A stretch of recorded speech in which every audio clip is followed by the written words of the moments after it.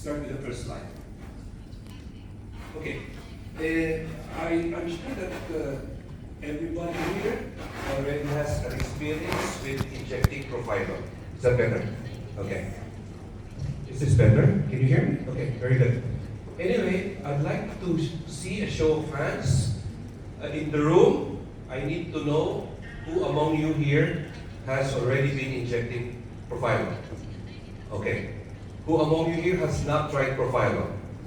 Also. Okay, I think the Vietnamese people are very shy. Okay, they do not want to, divulge the fact that they are either injecting or not injecting. But nonetheless, I think it is very important for us to understand today why do we inject profilo? Why is it significant to understand the BAP or the bioaesthetic points? And why do we have to correlate it with fundamental anatomy? Let's go with the first slide. So, when you understand profilo, I agree that you can actually inject profilo anywhere in the face of the body, as long as there's skin. Okay? And one of the more common areas that we inject profilo is in the facial area. Okay? Can we have the next slide? Okay. You notice, I think it's in your handbook, okay, that you look for the 5 injection points. The 5 injection points was primarily designed, okay, by experts, plastic surgeons, and dermatologists as a consensus. Henceforth, if you follow the 5 injection points, you will be okay. Okay? That is the very essence of all these injection points. Remember that you have 5 injection points, okay? And when you inject into that area, with the flowability of the product, what happens, you have a 2 centimeter spread of profilo, owing to its elasticity and plasticity. What is unique with profilo is that it is not cross-linked. Henceforth, they are not attached together. Okay, they are stabilized by a hybrid cooperative complex. That is why nowadays we do not call it hyaluronic acid. It's a new entity.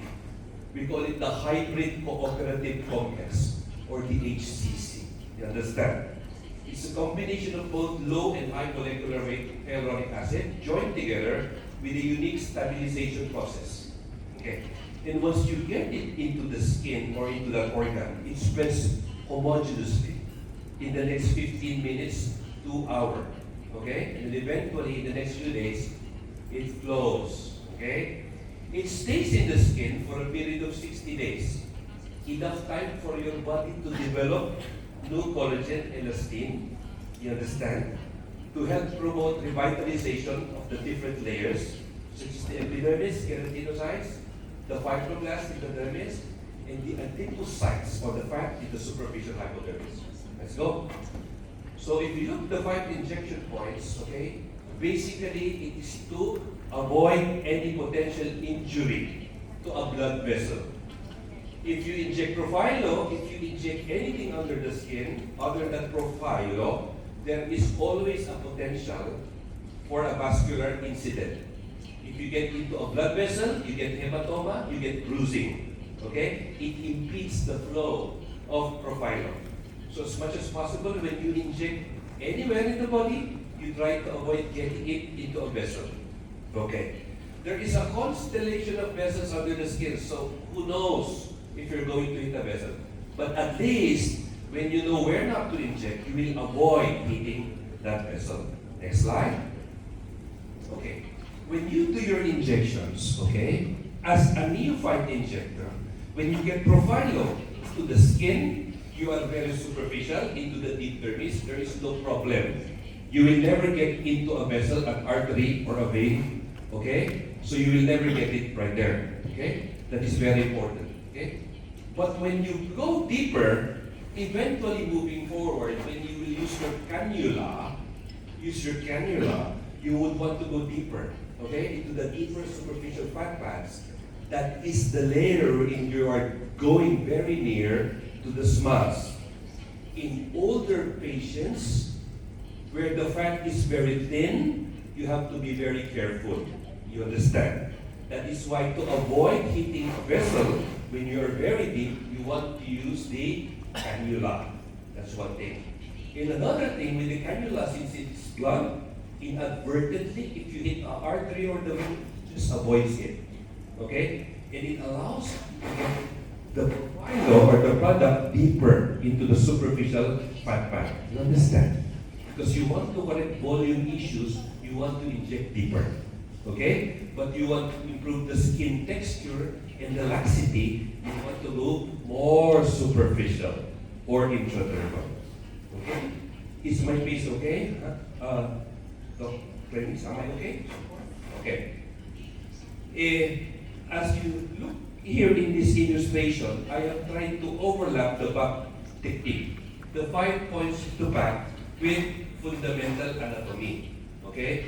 So when you look at it here, when you inject number 1, that is the zygomatic prominence. But it is very important that you have to understand that when you inject into the malar prominence, you have to see a patient. If the patient has a malar bag, you know, malar bag right there, festoon, older patients, okay, you do not want to inject because with its adipogenic potential, you can accentuate the malar bag. So do not inject directly on the mouth. You can go a bit lower or more posterior. You understand? For number 2, you have to go very lateral. You look for the base of the ala. You go 1.5 to 2 centimeters for 2 things. You do not want to go medial because of the angular artery, and then you do not want to hit the nasolabial fat pad. If you hit the nasolabial fat pad, I have patients, they say, my nasolabial fold became deeper. You understand? Because the fat pad became thicker. Okay? So you avoid the fat pad, you go over lateral. For number 3, there's very thin skin. You stay away from the tragus to avoid the superficial temporal artery and vein. And then number 4 is very common to get a bruise. So you inject a little bit posterior and below the labiomental fold. You understand? You don't want to go right smack into the labiomental fold where the artery and the vein is very superficial. Okay? And lastly, number 5 is just 1.5 centimeter anterior and superior to mandibular angle. Okay? So, when you inject, okay, this is very important. The patient is supine, always, and then you start injecting. You place the needle parallel to the skin, always. If you angulate the needle, there's a tendency that you might go very deep. Okay, and then you may hit the vessel. You have to go very superficial. And then you see a bleb. I'm sure everybody understands a bleb. Okay, you feel the mound, okay? It means to say you are in the proper plane. When you inject and you do not see a bleb, you might be very deep. You understand? If you're very deep, you're into the fat pad. Okay, and you're very prone to injuring the vessels. Okay? You have to get the needle very close to the skin. So I say it's an intradermal injection. You go into the superficial hypodermis. That is the plane of the skin, into the deep dermis, and where it junctions the superficial fat dermis. You understand? So I inject very slowly. Okay? That is very important. Okay? You may apply topical anesthesia, or sometimes if your patient has a very high threshold, I do not apply topical anesthesia. Okay? No need. Okay? I just assure my patient that it's going to be a bit uncomfortable, but she will be okay. You understand? Okay? So I inject slowly and very diligently. Okay? There's one thing I want to show you. If you have a patient who wants to have textural improvement, improve the texture of the skin, improve the skin laxity, okay? You want to correct the skin laxity, then you use the 5-point back technique, go into the skin. On the other hand, if you have a patient who comes to you, my problem is skin laxity, older patient, you have fat atrophy. You understand? You see this in patient, okay? So I recommend the cannula. Cannula because my intention is to go deeper. Cannula. Needle, you are in the dermis. Cannula, you're now in the superficial hypodermis. You understand? Between the skin and the fat. Okay? Because I would want to stimulate also the adipocytes, okay, to improve the volume of the skin. You are not making the face fat, but you are improving the volume of the fatty tissue underneath the skin. So, when I do that, I mark the 5 point, the 5 VAP, it's the same, but now I place a central poker, okay, where I will insinuate my cannula. So I use a 23 gauge needle, okay, that's what I do, and then I get my 25 gauge cannula. It could be a 40, 38 millimeters, or 50 millimeter cannula. I go underneath the skin. You see the tip of the cannula. You have to visualize the cannula. It means to say you are in the correct plane. You understand? Don't be afraid of the vessel and the nerve. They are deeper. Okay? Inadvertently, if you get into an artery or the vein, you will avoid it because you're using a cannula. Okay? So I go, whichever's your fancy. You can start anywhere. Okay? And I do retrograde, 0.2. The same amount you inject with the needle, 0.2 ml. You understand? But this time I'm using a cannula, retrograde technique. Okay? Obviously, you have adhesions underneath the skin. You have to push your cannula a bit further. Okay? Apply a little bit more force, and then you get it underneath the skin. And I go to the preauricular area again. There's a bit of ligament, okay? The masseteric ligament right there. So you have to do a little bit of, force to insinuate your cannula. Okay, lastly, I go to the mandibular angle. I go down. The plane is the superficial hypodermis. Okay, it's between the skin and the fatty layer. You understand? Okay, because we want to improve also. Okay, we want to incite. Okay, a biological process that will stimulate your adipocyte to make the skin firm, to make the fatty layer also firmer. Okay, this is some photos. I show you this patient of mine. This was one of the initial patients that I did for skin texture improvement. You usually do 2 treatments, 1 month after. I do day 1, baseline. After 1 month, second treatment. You understand? Okay? And then I tell my patient, you see improvement 1 month after second improvement. Okay? Improvement continues after 3 months. Gets better and better and better. You understand? Because we know with chronological aging, we age, we age, we age. As we age, we lose hyaluronic acid. As our previous speaker mentioned a while ago, it's very important in maintaining the structural integrity of the skin. With Profilo, what you're doing is that you're trying to counter the effect of aging. Okay, you are fertilizing the skin.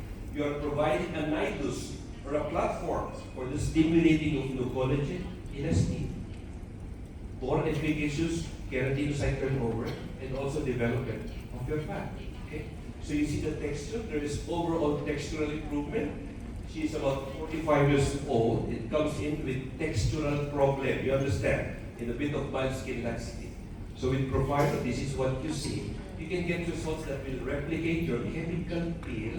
The same results with fractional resurfacing. Sometimes results the same with your dermabrasion. But what is unique with Profilo, we do not injure the skin. You understand? We do not incite an injury using your microneedling, RF, laser thread. You understand? This time it's more of a biological process that you are trying to incite with Profilo. Another patient, she complains of laxity and textural content in the perioral area. Okay? So what I do, I inject the 5-point back technique, okay, under the skin. And what you can see here as well is textural improvement, improvement of the laxity around the mouth. Okay? And also, there is also improvement in the jaw, okay, with 5-point back technique. This is intradermal injection. You don't want to go subcutaneous. You will make your face bigger. You understand? So it should be an intradermal injection. Okay. Let's go to the neck. With the neck, again, you have to correlate it with fundamental anatomy. You have a textbook, you have a manual, you read it, but more importantly, you need to understand why. Okay? The how, eventually you will know if you know why you are doing it. What is in the manual? Okay, there are 10 points. As we know, again, there is a consensus developed by our IPSA consultants. And the consensus for the neck is basically to avoid the major vessels again in the airway. Okay, that's why you have to be very superficial. And you follow these landmarks to avoid getting it into the airway, okay, into the trachea, and laterally into the carotid and the external jugular veins. Okay, that's the 10th one. So how do you identify that? Okay, so in this patient, okay, I look for the sternocleidomastoid. I try to map out the thyroid lamina. This is the thyroid cartilage and the sternal notch in white. Those are very important landmarks. I try to understand where the sternocleidomastoid muscle is. So I see very fat patient, I tell them to flex the head, okay, rotate, and then you flex. Rotate, and then you flex. And then you can palpate for the sternocleidomastoid. Okay? I think that's very important, especially for us doctors, okay? You rotate, and then you flex. You rotate, and then you flex. And then you identify the anterior and posterior borders of the sternocleidomastoid. Why? As I mentioned a while ago, look at the sternocleido. If you follow the belly of the sternocleidomastoid, you will avoid the carotid artery, which is medial, okay, to the sternocleido, and you avoid the external jugular, okay, which is lateral to the sternocleido. So this is the actual patient of mine. So I'm trying to see, that's the pulsation you see here, okay? That is the external jugular vein. Okay? If you hit that, you will have a very big bleeder. Okay? You avoid that. That's the sternocleido. I ask the patient, okay, to rotate the head. Okay? See, it's contracting. You see the sternocleidomastoid? And I put the injections directly over the sternocleidomastoid muscle. You have here the sternal component, and you have here the manubrium component. Okay? I stay on top of the muscle. I try to avoid the jugular vein.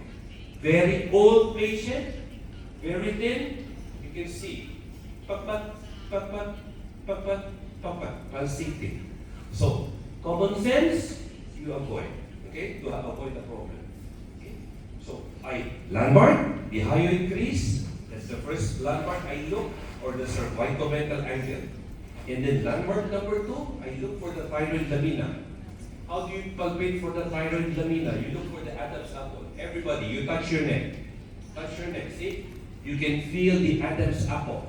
Okay? And then below the Adam's apple is the body. That is my injection point. And then number 3 is between 2 and 4. So I identify 4, which is 1.5 centimeter above the sternal notch. Okay? So number 3 point back is between 2 and 4. 5, 6, 7, 8, 9, 10 is on top of the sternocleidomastoid muscle. You understand? 5 and 6, you are more prone to hitting the external jugular vein because it crosses the muscle. Okay? In its cranial portion. You have to be observative. Okay? You see, you look, you avoid the vessel. It's very important. Okay? So I look, there's a technique that I do. I bend the needle, okay? In cases where you have difficulty, okay, to ensure that you are in the correct plane, I bend the needle about 20 degrees. Okay, there's a technique I'll show you. And then I inject into the skin and then I pull the skin. This is the guarantee that I am very superficial. I am in the skin and I am not in the vein, artery, or very deep into the airway, especially in the neck. So I have my landmarks. So back number 1 is the hyoid crease. Very easy to locate. Ask the patient to look down, down, and you have the crease, that's 1. Number 2 is below the Adam's apple. Okay? Back number 3 is between 2 and 4. So I look for number 3, right there, just below the cricoid. And then number 4 is about 1.5 centimeters above the sternal notch. Okay? And then 5, 6, 7, 8, 9, 10, 3 injection points along the body of the sternocleidomastoid muscle. Okay? You have to identify that because your muscle will protect you from the major vessels. Okay? That is very important. So I do the same thing on the other side. Okay, look at this technique. So I got my needle. So I engage my needle into the injection point. Okay? I inject half of the needle and I try to lift the skin. When I lift the skin, this will guarantee that I am in the skin or intradermal. Okay? You do not want to go very deep because very thin, what you have there is the muscle. Okay? And sometimes with the muscle is a vessel. Okay? So you go very superficial. You inject 0.2 ml. Okay? So back number 1 for the neck. And then, back number 2, look. I look for the thyroid cartilage. So it protects my product without spilling into the airway. So I place 0.2 ml as well. I inject, I look. As I inject, I see the bled. The bled is for obvious in the neck because the skin is very thin compared to the face. So you inject, you see the bled, very good. You want to see the bled. They go home with the bled, stays for 2 days. Some patients 3 days, 5 days. But it's okay. You understand? No need to massage. No need to massage. Spontaneously, with the light-based quantifier demo after injection, within 15 to 60 minutes, profile will start to spread. Okay? Along a natural plane. So no need to massage. I just press to ensure that there is no bleeding. I stay lateral again. Always, I want to make sure I'm in the belly of the sternocleidomastoid. And then I place my injections. I can go 10, 9, 8, 7, 6, 5, 10, 6, 5, 9, 8, 7, depending on your fancy. Okay? So as long as you get it into the natural plane. Okay? I show you some cases. Okay? So, with this case, the patient has atopic dermatitis. Okay? She's been complaining of extremely dry skin. Very dry skin. She comes in periodically, quarterly for a chemical pill. She has glycolin pill, okay? She has tranexamic acid pill. You know tranexamic acid to lighten the skin, okay? In the neck. She has the chicken skin. You call it chicken skin, okay? So very dry. Always complain. So I inject profilo. Okay, this is 1 month. I use the 10-point back technique. Okay? Also, now we have patients with psoriasis eczema. You understand? Very dry skin. So you treat these patients and then in the interim, you can give profilo. Okay? Another patient. Okay? Mild to moderate skin laxity. You see here? The skin is very thin, dehydrated. So with profilo, we know that there is now water retention. It is hygroscopic because you have 64 milligrams of hyaluronic acid. Henceforth, it allows you to get more water into the tissues. It's a natural humectant. Very powerful. Okay, humectant attracts water 1,000 times its weight. So patients tell you, Dr. Dan, it's 2 weeks, 3 weeks after injection, I can already see improvement. You understand? Okay? Cutis laxa or skin laxity. Severe to profound skin laxity. Okay? 2 sessions of profile. Okay? 1 month apart. 10-point back technique. You see the improvement in the skin laxity? Also the neck lines. Okay? Patient comes to me, tells me, neck skin becomes firm. Firmer skin.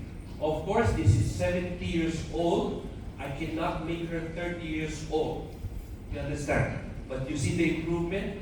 She is very much satisfied. Okay. Also, patients with moderate to severe laxity resulting to neck trace line. 10-point back technique, I see the improvement. So this is the same patient. Okay? Very nice result. I'm sure this will be very difficult using filler or your thread. Okay? I'll abandon. I need to combine with botulinum toxin if I have platysma hypertonicity. See? That's platysma. You know? When you speak, you see these ladies, they develop the bags. I do botulinum toxin. Okay? And then after 2 weeks, I see the profilo. Understand? And then there still another session, 1 month, profilo. You understand? And then they come back to me, Dr. Davis, what? I do chemical peel. You understand? And then I want more tightening, I do RF. Okay, but I space. After 2 months, second treatment. You understand? If I do profilo now, I will do another profilo. Okay, improve collagen, elastin, build the tissue. I do fractional RF. You understand? So you build more collagen, you build more tissue. So when you now injure the skin with heat or energy-based device, you now have a scaffold. You have new tissues to work on. Henceforth, you stimulate more and more. You replicate, you duplicate the formation of more collagen in the skin. So it's a win-win situation when you combine profilo with energy-based devices. Just one treatment, I show you. Just one treatment. See, she has mild skin laxity, okay, necklace lines, chicken skin. Okay, so you see the improvement with one treatment. Very happy. Okay, one treatment only. The neck, I tell you, fantastic. Very good results with the neck area. I tell you that. Okay. Also this lady, there's severe necklace lines, moderate to severe skin laxity, dehydrated skin. Skin is more hydrated, there's improvement of the necklace lines as well. All these patients, only profilo. Okay? Only profilo. No energy-based device, no cross-linked injection, no chemical pill, no PRP. Okay? Stand-alone profilo. Okay. Now I go to the two novel strategies. Okay? This is for advanced techniques. I taught this morning, but what I will do now, we will indulge in the peri-orbital. Okay? What I do with 2 ml, I have a vial of 2 ml, I can use it for 2 different areas. You understand? One is the peri-orbital, the lower and lateral eyelid. Combine that with the forehead. Or I can use the lower lateral eyelid and I can also treat the mid-cheek groove. Okay? Our previous presenter a while ago showed you some slides in the peri-orbital. Fantastic. Okay? I do the same thing. So, when you inject, okay, as an injector, you know, as I mentioned, you know how to get there. Okay, with the cannula, you inject. But as an injector, you need to understand why. Why you are putting it there. Because structurally, you need to understand that you are going into multi-level planes. The eye is a very good area to inject into because of the characteristic of that organ. It is unique because it is one of the areas that we see premature aging, the eyelid area. You understand? We see skin laxity because you lose hyaluronic acid. There is pigmentation as well. Okay, there is formation of both dynamic and adynamic wrinkles. There's also subcutaneous fat loss. So when you look at profilo being a product that can stimulate keratinocyte, okay, differentiation, proliferation, stimulate fibroblast activity, henceforth improve the dermis, attract water, powerful humectant, okay, myogenic potential, tightens the orbicularis oculi muscle, and lastly, because of its adipogenic potential. So you can now inject under the skin to stimulate the fat, okay, subcutaneous fat, and also into the deeper fat layer, the suborbicularis oculi. Okay. So for the forehead, I'll just pass this, okay, but for the peri-orbital, okay, what's important? You have to understand fundamental anatomy. Palpate for the orbital rim. Very important. Because when you get profilo in the orbital rim, you want to stay below the orbital rim. Always. Do not get profilo above the orbital rim. No. That's danger zone. Above the rim, cannot inject, never. Because if you perforate the orbital septum, you get profilo in the intra-orbital space. The intra-orbital space, you have intra-orbital fat, not to mention your intra-orbital vessels. Henceforth, you can get tremendous edema. Okay? Bulging of the eye. Okay? You do not want to go above the rim. On the other hand, you want to get profilo below the rim. You know why? Because the bone is a stable platform. If you profilo on the bone, you are safe and you are sure that you are in the proper plane. You understand? And when you get it on the bone, that is the landmark that you are in the SUF area or underneath the muscle. Okay? So that's important. You look for the orbicularis or the orbital retaining ligament. You have 2 ligaments, the orbital retaining and the orbitomalar. Okay? When you inject profilo, sometimes as an injector, I have difficulty. I cannot get the cannula. That's normal because you have your osteocutaneous ligaments. You understand? They're going from bone to the skin. Henceforth, if you try to get the cannula, there's a bit of resistance. You understand? That's perfectly normal. Because you understand there's a retaining ligament. And that is the area where you want to get profilo. Immediately under the tectron, or the nasojugal groove, you want it to get it laterally into the palpebromailar groove, and you want to get it centrally also into the infraorbital hollow. You understand? Because as a volumizer, you get instantaneous result, but because of its adipogenic potential, you stimulate your deep adipose stem cells, which will eventually mature into fat, which is good because you are providing a very important cushion. And there, clinically, you are improving the hollow, the tear trough deformity. You understand? With profile. Okay. You look for the infraorbital foramen because you want to get profilolateral. You do not want to get it directly to the foramen because of the worry that you will sever or you will hit the infraorbital artery and vein. Then you get a profuse bleeder, you get a hematoma. You understand? So that's very important. That's why in this area, I recommend you use a cannula, never use a needle.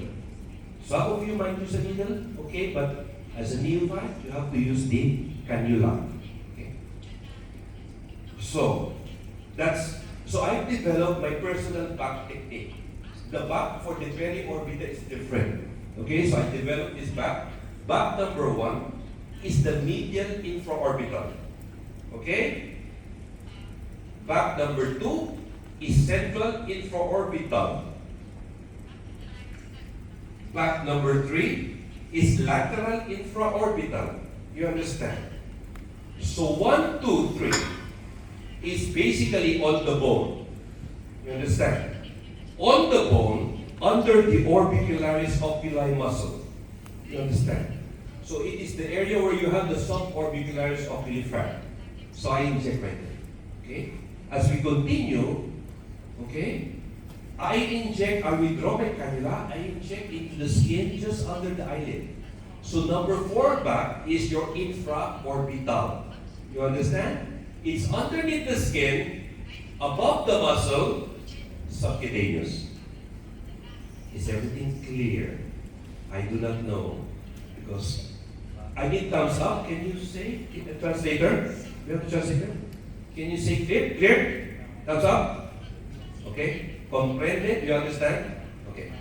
And then number 5, back number 5 is lateral. No, later we have time for question. Okay? Lateral infraorbital. You understand? Okay? Perhaps I would like to review again. Let's go back. Put the back. Now on the left side, you have your landmark. Orbital rim, orbital retaining ligament, infraorbital foramen. Okay? Number 1, medial infraorbital. Number 2, central infraorbital, mid-pupillary. You understand? Number 3, lateral infraorbital, between the lateral limbus of the iris and the lateral canthus. Okay? So, 1, 2, 3. In Espanol, 1, 2, 3. In Vietnam, I don't know. So there is translator. Okay? And then, numero 4, number 4, infraorbital. That's the entire lower eyelid skin. Where you have laxity. And then number 5 is lateral orbital. So it's periorbital. You understand? So my next slide will show you. That's just forehead, just to show you in the future. Dr. Galvez, I do not know where to use 0.5 ml. Okay, you can go back, 2 of the back, or you can go forehead. Okay? But that's not part of the agenda. Perhaps I can come back here next month to teach you the forehead. Okay? Okay. Okay. So, this is a slide. You can take a photo. Very important. Okay? This is very important because it tells you the back of the periorbita. It includes the forehead. How to consume 2 ml or 1 vial. You understand? So, what we have here, sorry about that. Sorry about that. Go back. I have to go back. There we go. First column will tell you back 1, 2, 3, 4, 5 for the periorbital. The amount. So everybody very easy to understand. How many? 0.1 ml. Why 0.1 ml? Because the eye is a very small organ. Understand? If I inject 1 ml, that's a lot. I tried 1 ml, patient swell for 1 month. Okay? Doesn't go away. I think it's too much. We need little amount for the eyelid. Okay? 0.1. And then I spent 0.5 for the forehead or for any other areas in the face. The target structure for 1, 2, 3 is your soup. That is the suborbicularis oculi fat. That is the fat pad sandwiched between the orbicularis oculi muscle and the bone of the periosteum. And then 4 and 5 is subcutaneous. Okay? 1, 2, 3 to correct the infraorbital hollow. 4 and 5 to correct the skin laxity. Okay? So you are now more versatile with profilo. Okay? You look at the area, but the eye is very unique, not dangerous, unique, but because of its multi-layer organs, perfect area to address it with profilo. Understand? Okay.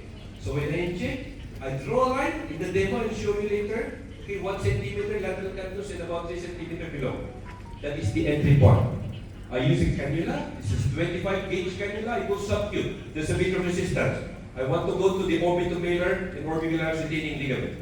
And as I go to the orbitomalar, I hug the bone. I hug the bone. I inject point 1, back number 1. Point 1, back number 2. Point 1, back number 3.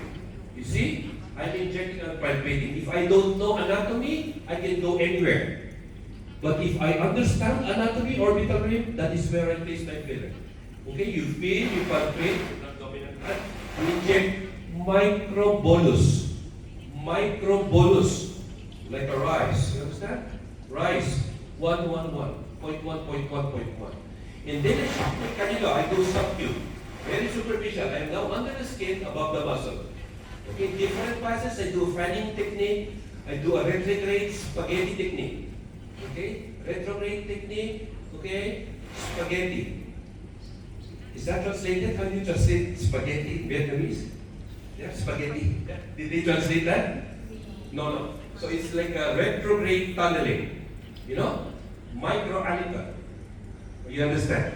1, 2, 3 is microbolus. 1, bolus. 2, microbolus. 3 microbolus. I withdraw, I go 4, microanica.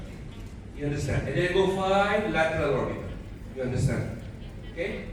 Very gentle. This lady, there's no pain. Okay? Because I do nerve block. Okay? So I show you later how to do nerve block. You block the infraorbital artery and the zygomatic-facial nerve. I'm sorry. The infraorbital nerve, zygomatic-facial. Some patient, very high threshold, no need for nerve block. No need. Just infiltrative block in the area of the entry of the cannula. Okay? I'll pass the forehead. Okay?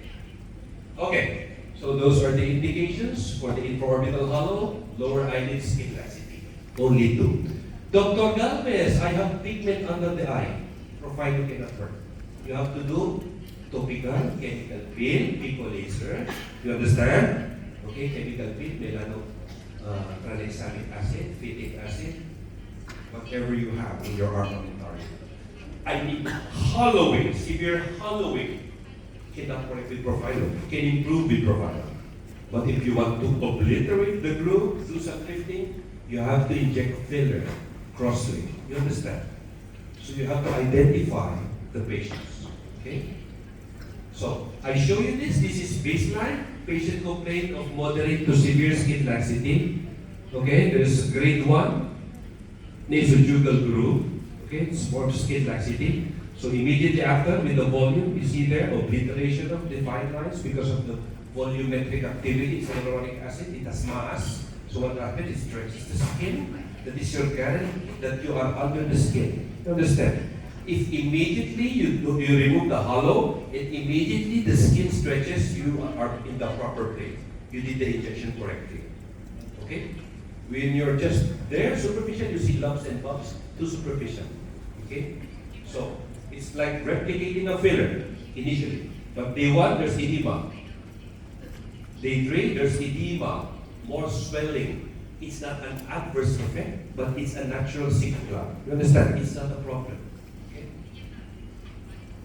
So this is again 7 days. I see edema resolving, a bit of ecchymosis. Okay? And then after 10 days, you see the edema totally gone, ecchymosis gone. Okay? Still improvement in the fine lines.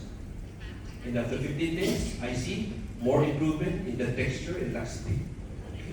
So this patient will need to come back. I started last month, so she come back next week for session number 2. You understand? Session number 2, and then I'll show you more photos in the future of these patients. Okay?